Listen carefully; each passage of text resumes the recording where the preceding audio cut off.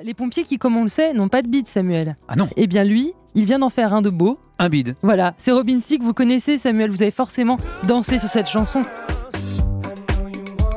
Dans ma cuisine, dans ma salle de bain. J'ai beaucoup dansé là-dessus. Blurred c'est un énorme carton, et bien ce n'est pas le cas de son nouvel album Paola, un disque avec lequel il espère reconquérir son ex-femme, l'actrice Paola Patton, qu'il a quittée en février. En tout cas, le public, lui, n'est pas du tout conquis. Robin Thicke n'a vendu que 530 exemplaires de son album la semaine de sa sortie en Angleterre et seulement 25 000 aux États-Unis. C'est 5 fois moins que l'album Blurred Lines, donc de l'an dernier.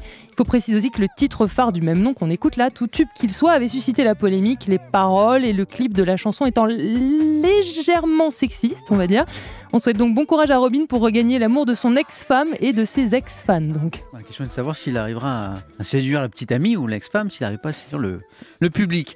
On va parler de bronzage un petit peu. Saviez-vous que des chercheurs se sont penchés sur attention, c'est un peu dur à dire, je m'applique, la phénoménologie, j'ai réussi, des marques de bronzage. Car nos marques de bronzage en disent long sur nous, notamment sur le milieu social dans lequel nous évoluons. Désormais totalement out, le bronzage très très foncé, vous savez. Ce qui est vraiment chic, c'est le léger voile qui donne une bonne mine. Mieux le summum, ce sont les traces de maillot. C'est étonnant.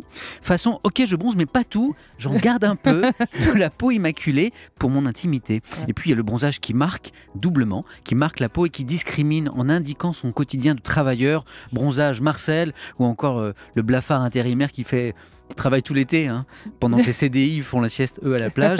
D'ailleurs, c'est le mien, ça. C'est ça. Le bronzage de l'intérimaire, c'est le vôtre aussi, d'ailleurs. Est-ce que vous connaissez cet air-là, Samuel ? Ça me dit quelque chose. C'est un hymne.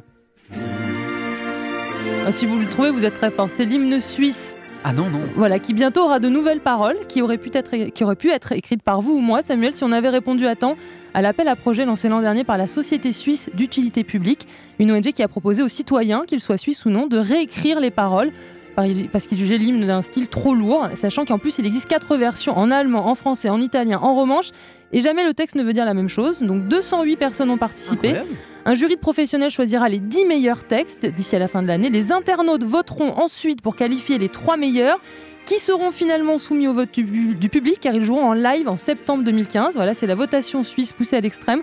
Mais c'est pas sûr en fait que l'hymne change, car il faut encore que le Conseil fédéral soit d'accord. C'est pas gagné toute cette histoire. On va me dire que nous deux, on aurait pu réécrire l'hymne suisse et qu'on l'a pas fait. Non. On est passé à côté de ça. Totalement. Eh ben, c'est du propre.